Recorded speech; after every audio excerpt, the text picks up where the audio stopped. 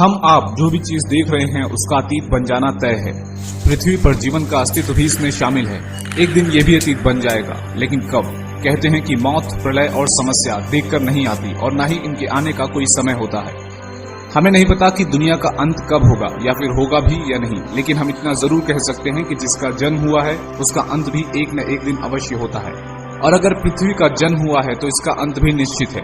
आपको भले ही यकीन ना हो, लेकिन जीवाश्मों के अध्ययन के मुताबिक पृथ्वी पर जीवन के अस्तित्व को करीब 3.5 अरब साल हो चुके हैं। इतने समय में पृथ्वी ने कई तरह की आपदाएं झेली हैं, जैसे पृथ्वी का जम जाना या अंतरिक्ष की चट्टानों का टकराना, प्राणियों में बड़े पैमाने पर जहर का फैलना या जलाकर सब कुछ राख कर देने वाली रेडिएशन। जाहिर है, यदि जीवन को ऐसा भीषण खतरा पैदा हो, तब भी पृथ्वी से पूरी तरह से जीवन का अस्तित्व खत्म नहीं हो पाएगा।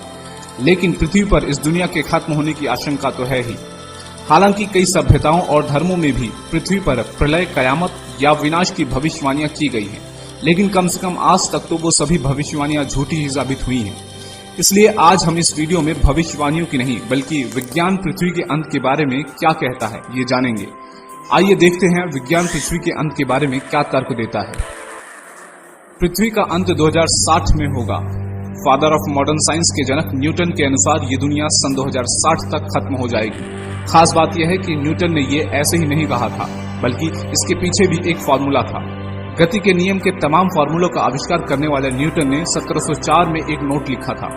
उस नोट में ये कहा गया था कि एक ऐसा समय आएगा कि पृथ्वी की घूमने की गति बदल जाएगी, जिससे दिन और रात आधे हो जाएंगे और वर्ष 2060 के बाद पृथ्वी पर समय बिल्कुल ही खत्म हो जाएगा। यानी किसी भी सूरत में ये दुनिया 2060 से आगे नहीं बढ़ने वाली। अब न्यूटन की इस बात में कितनी सच्चाई है, ये तो आने वाला वक्त ही बताएगा। वैज्ञानिक मान्यता। वैज्ञानिकों को आशंका है कि आने वाले समय में एक्स नाम का एक ग्रह धरती के काफी पास से गुजरेगा और अगर इस दौरान इसकी टक्कर पृथ्वी से हो गई तो पृथ्वी को नष्ट होने से कोई नहीं बचा सकता। लेकिन